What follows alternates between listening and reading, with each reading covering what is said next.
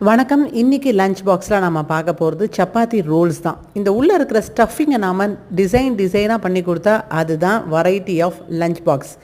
வாங்கோ இன்றைக்கி என்ன அந்த மாதிரி ஸ்டஃபிங்னு பார்ப்போம். ஒரு கடாயில் 1 டீஸ்பூன் வெண்ணெய் போட்டுக்கலாம். வெண்ணெய் கருகாமல் இருக்கிறதுக்கு 1 டீஸ்பூன் அளவுக்கு ஆலிவ் ஆயில் சேர்க்குறேன். எந்த குக்கிங் ஆயில் வேணாலும் சேர்க்கலாம். 1 டீஸ்பூன் ஜீரகமும் 1 டீஸ்பூன் ஜிஞ்சர் கார்லிக் பேஸ்ட்டும் சேர்க்கணும். இதை தவிர வேறு எந்த மசாலாவும் வேண்டாம். பொடியாக நறுக்கின 2 பெரிய வெங்காயத்தை இப்போ சேர்க்கலாம். நல்லா சேர்த்துட்டு இது நல்லா கலர் மாதிரி வர வரைக்கும் வதங்கணும்.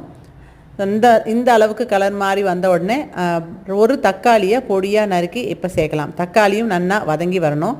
இப்போது அந்த ஸ்டஃபிங்க்கு தேவையான உப்பு சேர்க்குறோம். இப்போ ஸ்பைசஸ் எல்லாத்தையும் சேர்த்துற வேண்டிதான். மெயின் காரம் இதுக்கு காஷ்மீரி சில்லி பவுடர் தான் 1 டீஸ்பூன் அளவுக்கு சேர்க்குறேன். 1 டீஸ்பூன் அளவுக்கு தனியா சேர்க்குறேன். 1/2 டீஸ்பூன் அளவுக்கு ஜீரக பொடி சேர்க்குறேன். 1/4 டீஸ்பூன் அளவுக்கு கரம் மசாலா சேர்க்குறேன். 1/4 டீஸ்பூன் சாட் மசாலா போடுறேன். இதை நல்லா கலரலாம்.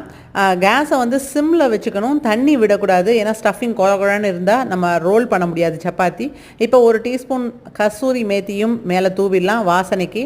இதை மூடி வச்சு ஒரு 2 நிமிஷம் குக் பண்ணணும் சிம்மில். இப்போ 2லேருந்து 3 நிமிஷம் ஆகிடுத்து தண்ணி விட்டு வந்துடுது பாருங்க. நல்லா ஒத்தாப்பில் மசாலா எல்லாம் அந்த காயில் உள்ளே இழுத்துக்கும். இப்போது நம்ம பொடியாக நறுக்கின பன்னீர் துண்டுகள் ஒரு 100 கிராம் சேர்க்குறேன். பன்னீர் எப்பயும் கடையில் வாங்குறதோட நீங்கள் வீட்லேயே செய்கிற பன்னீர் ரொம்ப நல்லது. பன்னீரில் நிறைய கெமிக்கல் சேர்க்குறதா இப்போது டாக்டர்ஸ் எல்லாம் சொல்கிறாங்க.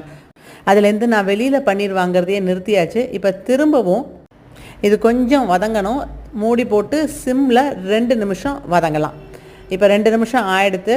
நல்லா பொடியாக நறுக்கின கொத்தமல்லி தழையை தூவி கேஸை ஆஃப் பண்ணிட வேண்டிதான். நம்மளுடைய சப்பாத்தி ரோல்ஸ்க்கான ஸ்டஃபிங் ஜோராக ரெடி ஆகிடுது.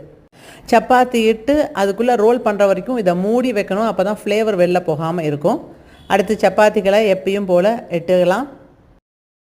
சப்பாத்திகளில் இதை க்ரீஸ் பண்ணுறதுக்காக கொஞ்சோண்டு நெய்யோ வெண்ணெயோ சேர்த்துக்கலாம். தயவு செஞ்சு இந்த நேரத்தில் இதில் கெச்சப்போ டொமேட்டோ சாஸோ சேர்க்காதீங்க. எல்லாமே கெமிக்கல் ஹை லெவலில் போட்டிருக்காங்க.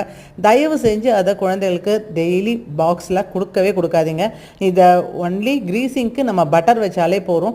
அதே மாதிரி இந்த ஸ்டஃபிங்கில் நாம் இன்றைக்கி பன்னீர் சேர்த்த மாதிரி வெரைட்டியாக நீங்கள் காய்கறிகள் சேர்க்கலாம். காய்கறி சேர்க்கும் போது அதை நல்லா வதக்கிட்டோ இல்லை வேக வச்சோ சேர்க்கலாம். இல்லை மஷ்ரூம் சேர்க்கலாம்.